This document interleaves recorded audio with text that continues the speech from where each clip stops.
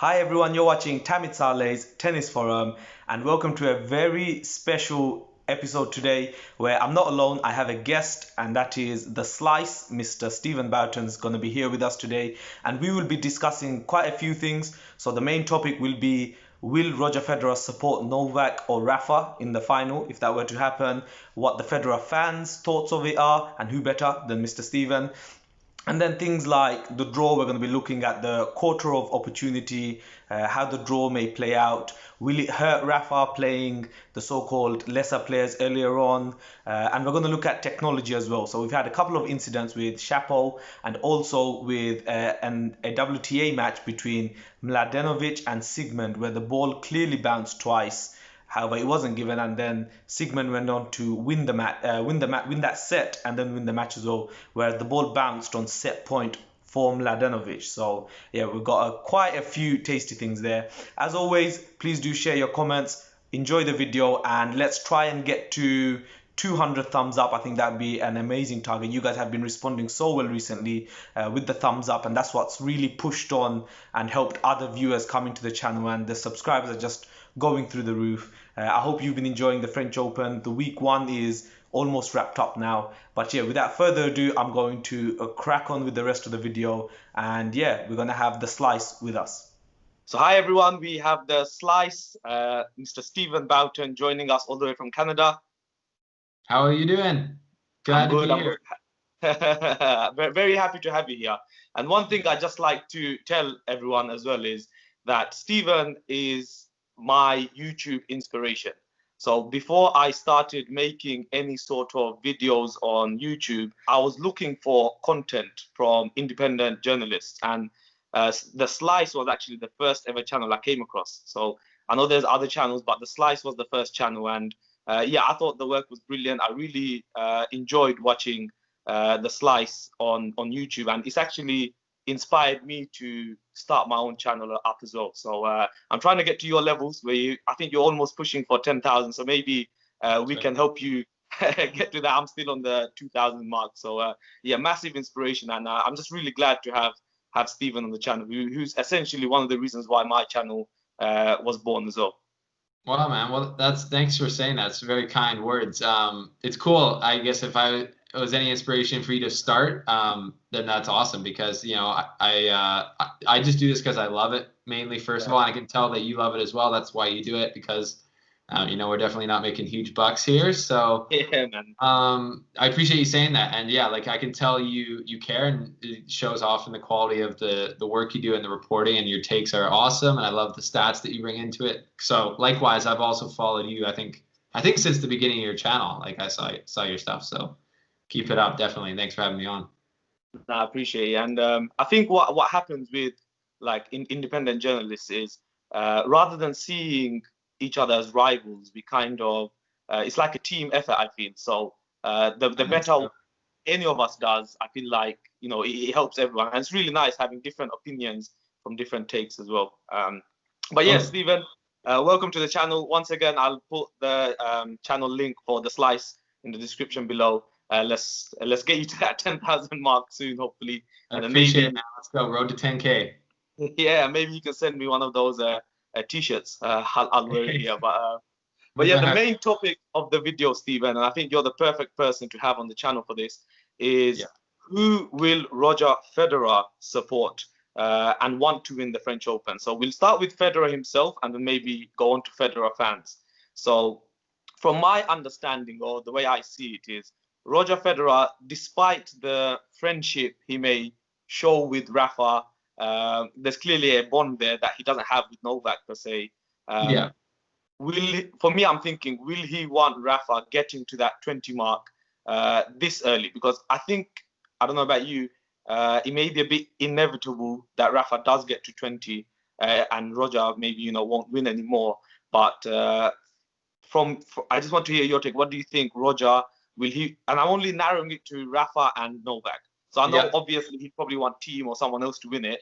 But between Rafa and Novak, who do you think Roger will be gunning for in the final? Let's say. Yeah, it's a tough one. I mean, obviously, me and Roger Federer are super close friends, so I know all the details. We have, we FaceTime every day. I'm just kidding, but from what I know from different interviews I've heard of him in the past talking about this type of subject, I feel like if he's sitting at home in Switzerland watching this tournament, he's probably, I don't know what he actually thinks, but I think he wants to see players play their best tennis and then basically will the best man win.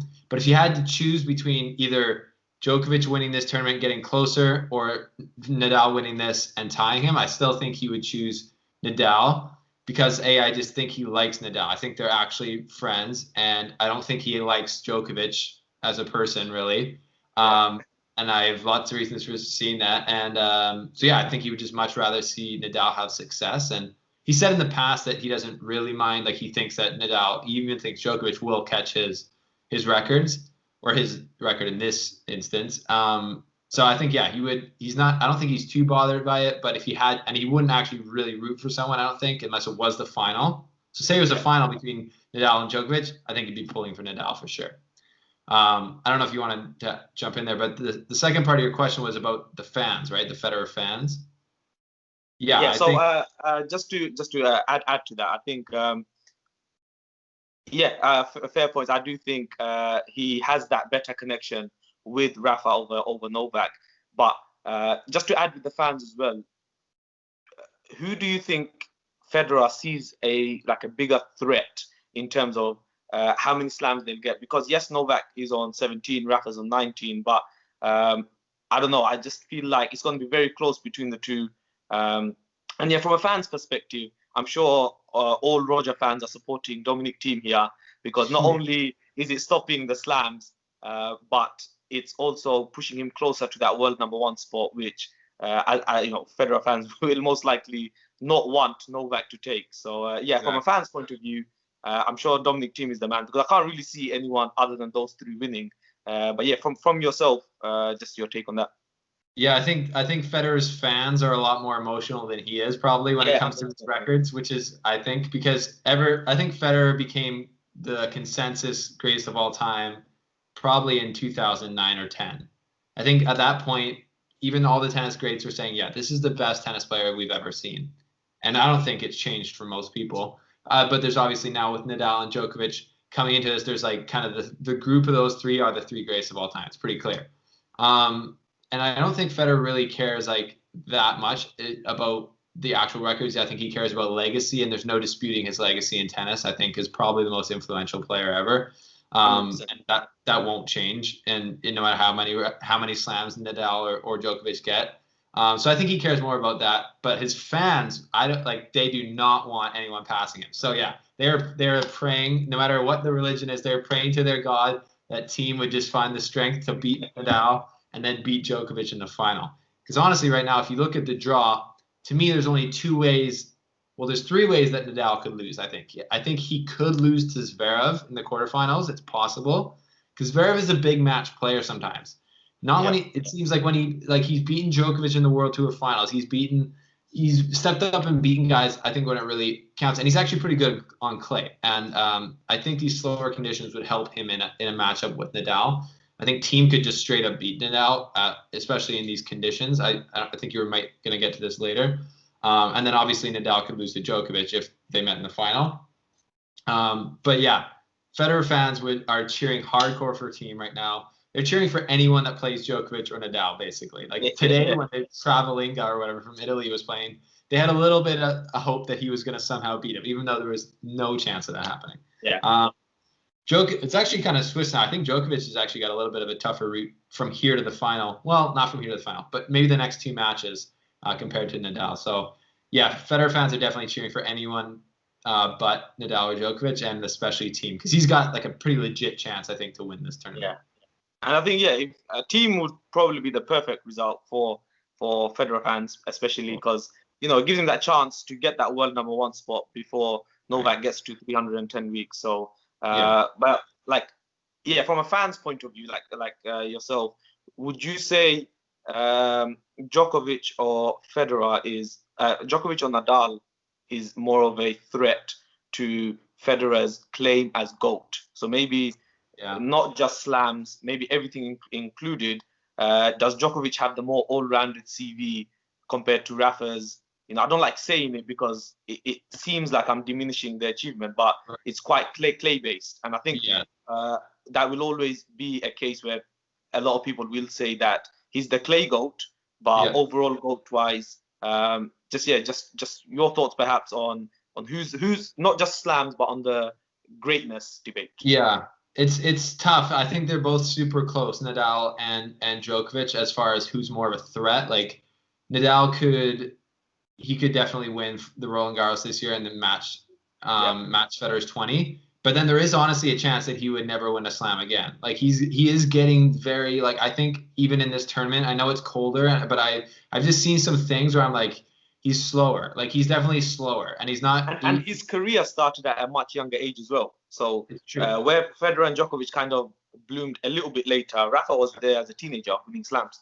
Right. So, yeah, and we're talking about the threat to Nadal as overcoming the GOAT. So I think, yeah, say if Nadal got to somehow to 21 slams or something and Federer retired with 20, it'd be still a huge toss up who's the GOAT, right? Because you say, well, Nadal has like 13 or 14 slams on clay.